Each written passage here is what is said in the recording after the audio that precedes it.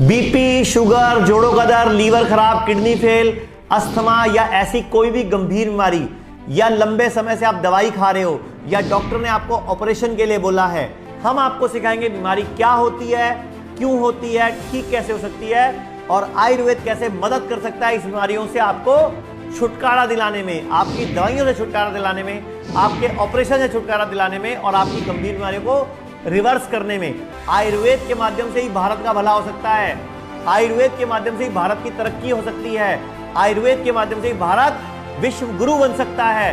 तो हम सबको, भारतवासियों को एक प्रण लेना होगा कि आज के बाद अगर कोई भी बीमारी बड़ी है या छोटी है, हमें सबसे पहले आयुर्वेद की शरण में आना है। तो आप हमें संपर्क करें, बीमारी कैसी भी हो, हम आपकी बीमारी को जड़ से ठीक करने का पूरा प्रयास करेंगे। तो आयुर्वेद अपनाइए, भारत को स्वस्थ बनाइए। स्क्रीन पर नंबर चल रहा है, हेल्थ काउंसलर से पूरी बात करके अपनी डिटेल बताइए।